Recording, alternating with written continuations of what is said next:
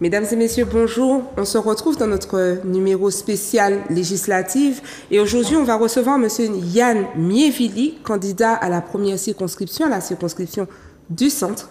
On lui laisse nous dire un peu plus sur son projet et sa candidature aux législatives de juin 2024. Monsieur Yann Miévili, bonjour. Bonjour aux habitués de Zouk TV. Vous allez bien?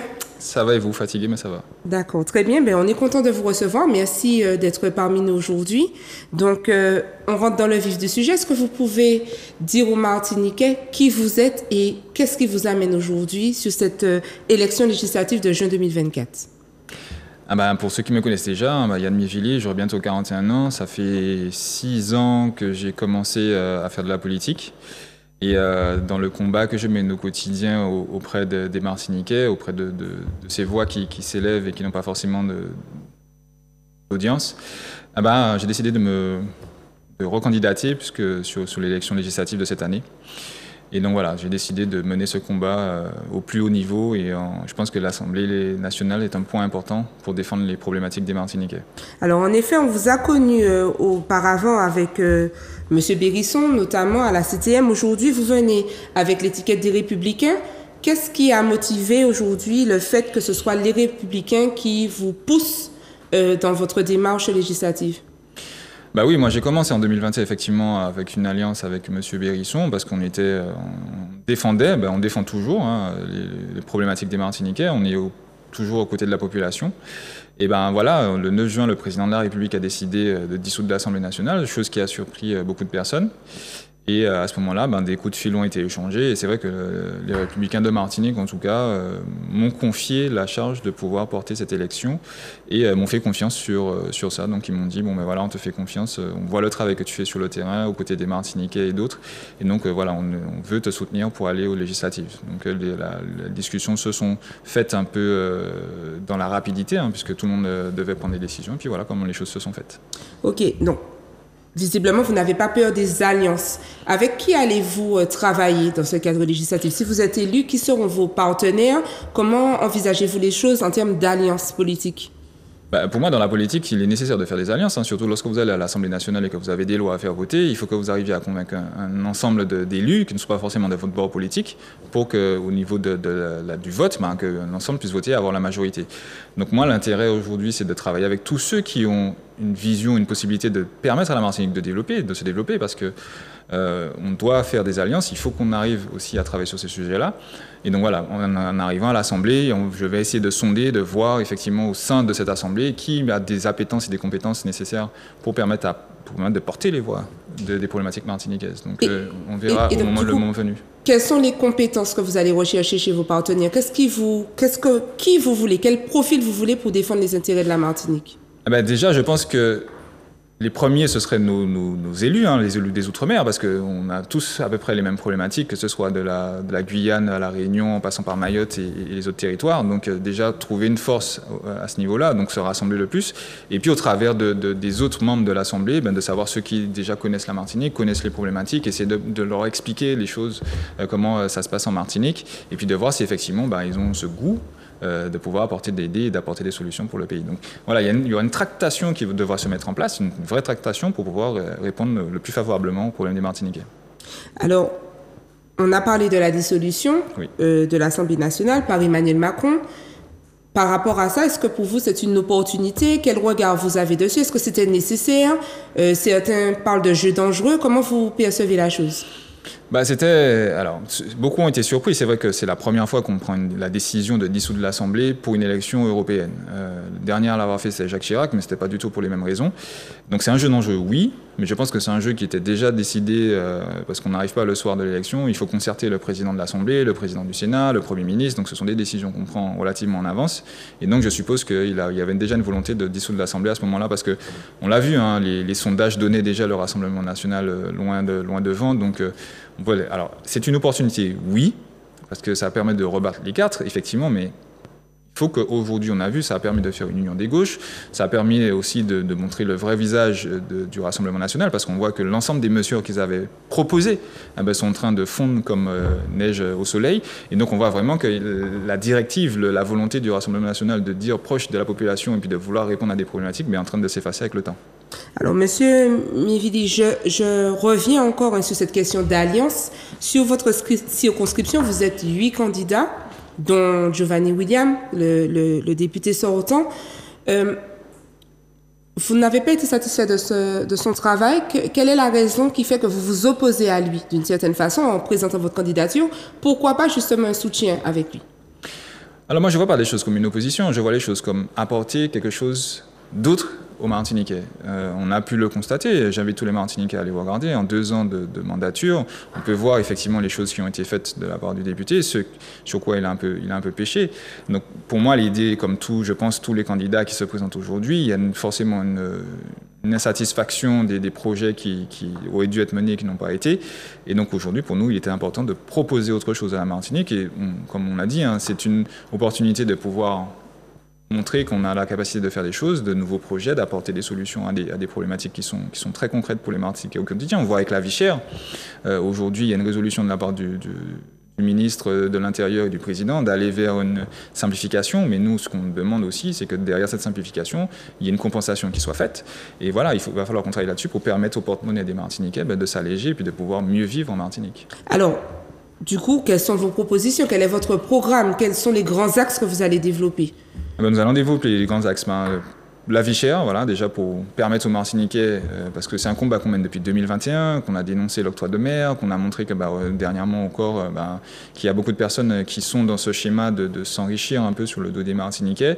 On a vu aussi qu'il y a un problème avec le harcèlement scolaire, donc il va falloir travailler là-dessus, comment mieux informer les élèves sur ce sujet, comment mieux donner des compétences aux professeurs ou même aux assistants qui sont là pour accompagner les élèves, comment aussi on a vu les violences faites aux femmes, c'est un problème qui est récurrent, on est en train aujourd'hui de devoir compter ces femmes qui sont en train de mourir sur le coup de leur mari ou conjoint et autres. On a aussi un problème de délinquance, donc il faut donner une vision aux jeunes pour leur empêcher de tomber dans la drogue et dans la délinquance, ce qui est aujourd'hui devenu une facilité.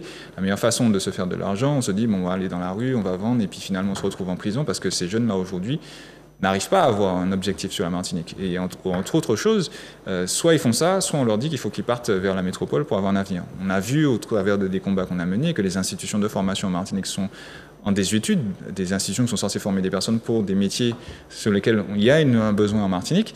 Donc tout ça, ce sont des dossiers qu'on va devoir travailler non seulement au niveau de l'Assemblée nationale, mais avec les élus locaux, en tout cas tous ceux qui voudront travailler sur ces sujets-là qui sont importants, parce que la Martinique a besoin d'avancer, elle a besoin d'être redynamisée, et pour nous, l'essentiel, il est là. C'est un combat qui va être au quotidien, de tous les jours, sur le terrain, avec l'ensemble des personnes concernées, mais aussi des Martiniquais et Martiniquaises.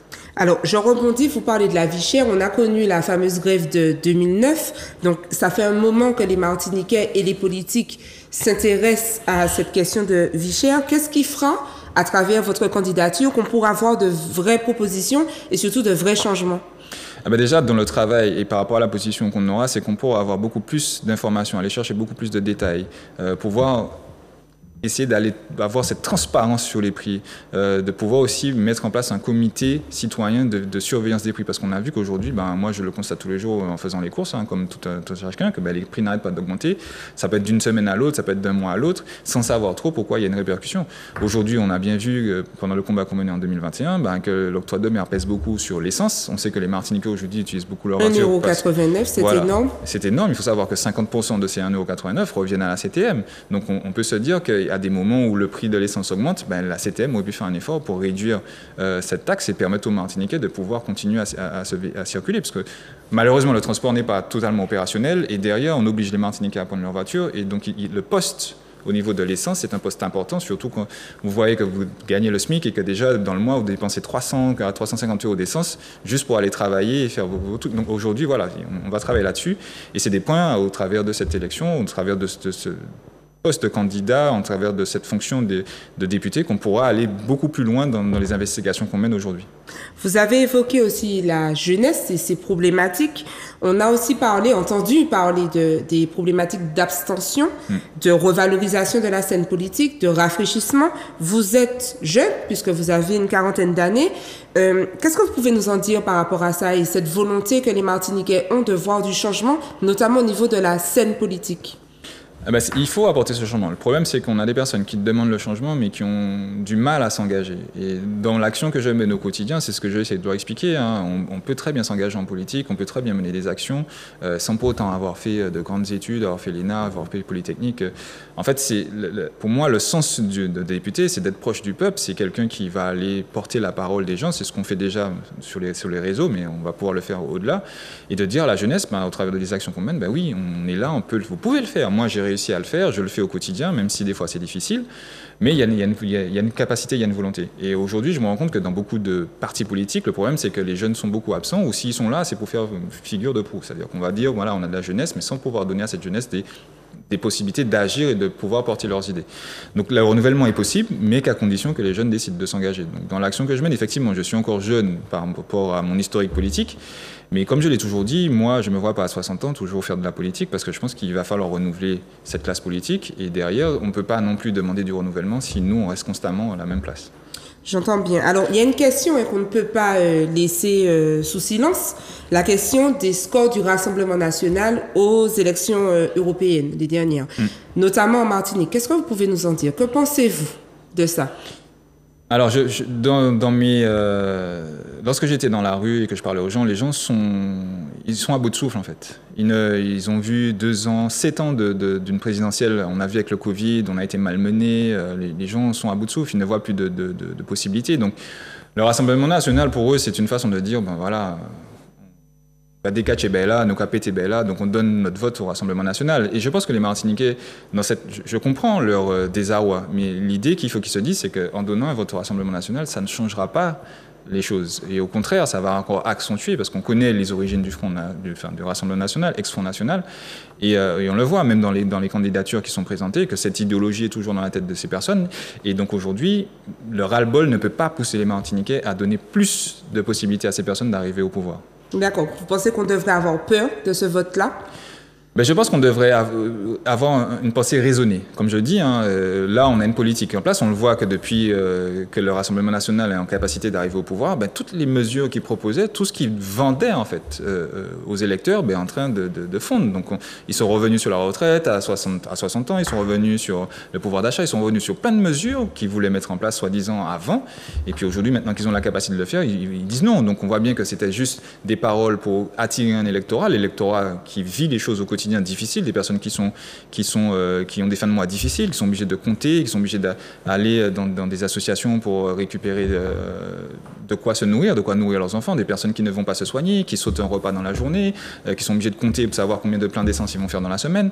Donc effectivement, ces personnes-là cherchent quelqu'un qui puisse leur apporter des solutions à cette difficulté.